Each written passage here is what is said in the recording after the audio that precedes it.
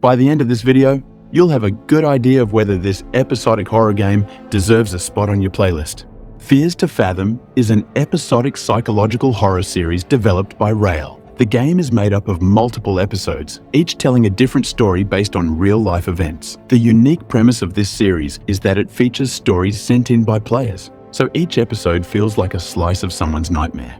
The game leans into psychological horror, focusing more on building a tense, eerie atmosphere rather than bombarding you with jump scares. If you're someone who enjoys horror that slowly creeps under your skin, this is something you'll want to check out. The gameplay is straightforward, relying heavily on exploration and interacting with your surroundings. You play in a first-person perspective, which makes the experience feel more immersive and personal. Whether you're walking through dimly lit hallways or hiding from something sinister, the game pulls you in by forcing you to be part of the story.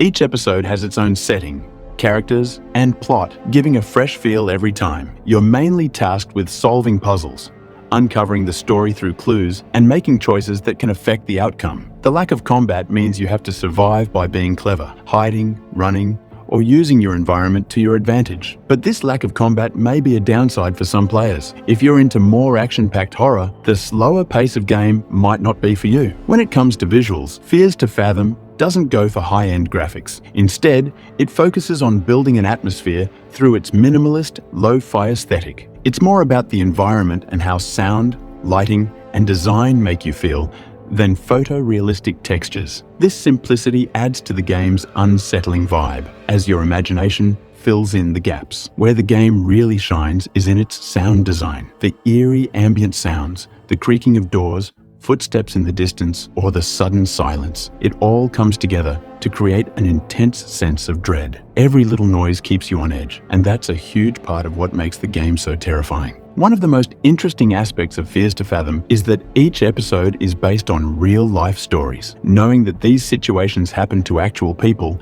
amps up the fear factor because it feels more real. It's not just another horror game with a fictional monster or paranormal twist. These are scenarios that could happen in everyday life. That psychological element adds a different layer of terror. Each episode allows you to put yourself in someone else's shoes, which can make the experience much more personal and spine-chilling. However, this focus on narrative-driven gameplay can feel limiting for some. There's not much freedom or open-world exploration, and the replayability might be lower because once you know the story, the surprises lose their impact. In the 5th episode of Fears to Fathom, you play as Sydney Harper, a 23-year-old working at a consulting firm. She plans a weekend getaway to a rental in Woodbury with her college friends. Little do they know what is about to unfold during their stay. The episode introduces a tense, slow-building mystery, and as Sydney, you must navigate the events while uncovering unsettling truths about the rental and what's lurking in the shadows.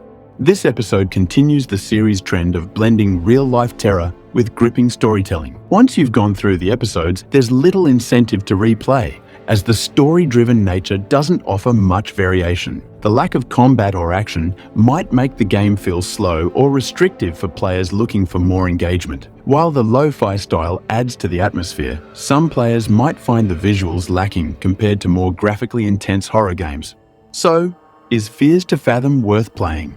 If you're a fan of atmospheric, psychological horror that focuses more on building tension than cheap scares, then absolutely. The real-life story aspect is a unique twist, and each episode brings something new to the table. However, if you prefer fast-paced action or something with a little more replay value, it might not be your cup of tea. That said, it's definitely a game to try if you want to experience something more grounded in real-world fears. That's it for today's review. Make sure to check out the next episode if you're looking for more Fears to Fathom content. Thanks for watching.